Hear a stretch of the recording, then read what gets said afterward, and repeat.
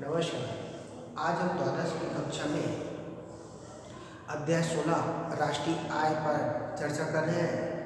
राष्ट्रीय आय के अंतर्गत आज हम राष्ट्रीय आय में धीमी वृद्धि के कारणों पर चर्चा करेंगे। हमारे भारतवर्ष को ध्यान में रखते हुए भारत में जो राष्ट्रीय आय है, भारत की जो राष्ट्रीय आय है, उसकी धीमी वृद्धि के जो प्रमुख कारण हैं, उन बिंदुओं को हमने यहाँ पर समझने का प्रयास किया है। पहला बिंदु है पूंजी की कमी। भारत की अर्थव्यवस्था में पूंजी की कमी होने के कारण जो भारत की राष्ट्रीय आय में जो वृद्धि होनी चाहिए, जो विकास होना चाहिए, उस अनुरूप नहीं हो पा रहा है। ये सबसे बड़ी समस्या है, क्योंकि भारत सरकार सभी क्षेत्रों में पूंजी की कमी के कारण अर्थव्यवस्था में उतना निवेश नहीं कर पा रहा है, जिससे उसका उत्पादन अपने प्राप्त नहीं हो पा रहा है, ऐसा समझें। दूसरा है जनसंख्या में तीव्र वृद्धि। भारत की राष्ट्रीय आय में धीमी वृद्धि का सबसे बड़ा कारण यह भी माना जाता है, क्योंकि औद्योगिक या अन्य क्षेत्रों में, कृषि क्षेत्रों में या अन्य जो भी क्षेत्र है, उन क्षेत्रों में जो उत्पादन में वृद्धि होती है वो उस अनुरूप नहीं होती जिस अनुरूप होना चाहिए। क्योंकि जिस अनुरूप में वृद्धि होती है उसी के अनुरूप में प्रति वर्ष या प्रति दशक में जनसंख्याओं में वृद्धि हो जाती है। जैसे देखा जाए 1951 के दशक में भारत की जनसंख्या करीब 36 करोड़ थी। 50 दशक में हमारी जनसंख्या 102 करोड़ हो गई। ये 50 दशकों में प्रत्येक दशक में जितना उत्पादन में वृद्धि होता है उसी अनुपात में हमारी जनसंख्या की वृद्धि होती है। इस कारण से भी हमारे राष्ट्रीय आय में वृद्धि नहीं हो पाई, बढ़ नहीं पाया। तीसरा है कृषि पर निर्भरता।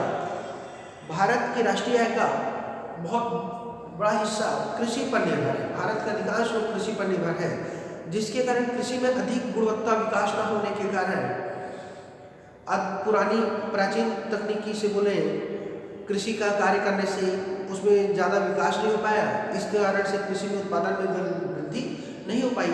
हमारे यहाँ सिंचाई के साधन, कृषि के उपकरण, ये सब पुरानी परंपराओं के अनुसार चले आ रहे हैं, जिसके कारण उत्पादन पर ज़्यादा प्रभाव नहीं हो रहा है। ये भी भारत में राष्ट्रीय आय की धीमी विकास का कारण बनता है। चौथा बनता है अपर्याप्त औद्योगिक विकास। हमारे देश में उद्योगों का विकास तो हुआ, लेकिन अपर्याप्त रूप में हुआ। जिस रूप में होना चाहिए, जितनी मात्रा में होना चाहिए, जिन क्षेत्रों में होना चाहिए, उन क्षेत्रों में राजनीतिक कारण भी हो सकते हैं, सामाजिक कारण हो सकते हैं, भौगोलिक कारण भी हो सकते हैं, कई सारे कारण हैं। किन कारणों से नहीं हुआ, इन बातों पर तो चर्चा करनी ही पड़ेगी। लेकिन वर्तमान जो परिप्रेक्ष्य, वर्तमान जो विषय वस्तु है, वो क्यों नहीं हुआ, उसका कारण यही है कि उद्योगों का विकास अच्छे से न होने के कारण अपर्याप्त मात्रा में हुआ है, कम हुआ, इसलिए उसका जो राष्ट्रीय आय पर प्रभाव पड़ना चाहिए वो नहीं हो पाया। पांचवा है अधोसंरचनाओं का अपर्याप्त विकास।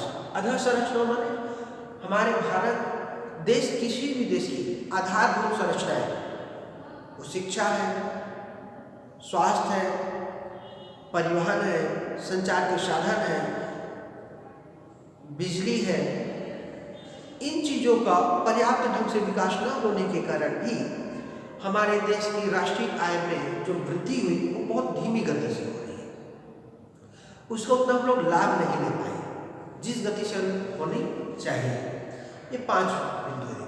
अंतिम बिंदु है तकनीकी पिछड़ापन। चूँकि हमारे देश में जैसे बताया गया कि बहुत लंबे समय से हमारी अर्थव्यवस्था किसी दूसरे औपनिवेशिक अर्थव्यवस्था थी, दूसरे देश की शासन व्यवस्था के अनुसार चलाई जाने के कारण बनी। इस कारण से हमारे देश में जो तकनीकी विकास था वो हो नहीं पाया जिस अनुरूप में होना चाहिए। तकनीकी विकास की कमी के कारण हमारे देश में राष्ट्रीय आय में वृद्धि का मूलभूत कारण माने जाते हैं, क्योंकि आज भी हमारे देश की आधी से अधिक आबादी कृषि क्षेत्रों पर आधारित निर्भर है और कृषि क्षेत्रों में पुरानी तकनीकी से कृषि करना पुरानी परंपराओं से छोटे जोत होना, खेतों की धानों की मिसाई करने के लिए बैलों की सहायता लेना, हाथ से वो मिसाई करवाना, ये सारी ऐसी तकनीकी है जिसमें अधिक मात्रा में अनाजों का अपव्यय हो जाता है। छोटे जोत होने के कारण, जीव जंतुओं की उचित खाद्य वगैरह का प्रयोग न करने के कारण उत्पादन में उतनी वृद्धि नहीं होती जितनी हमको आशा रहती है। ये मूलभूत बिंदु हैं जिनके कारण हमारे राष्ट्रीय आय में जो विकास हुआ वो बहुत धीमा चला। इन क्षेत्रों में सरकार निरंतर प्रयास कर रही है इन क्षेत्रों की कमियों को दूर करके राष्ट्रीय आय में वृद्धि लाने के लिए। कल हम देखेंगे भारत में राष्ट्रीय आय की वृद्धि हेतु दिए गए सुझाव या किए गए प्रयास।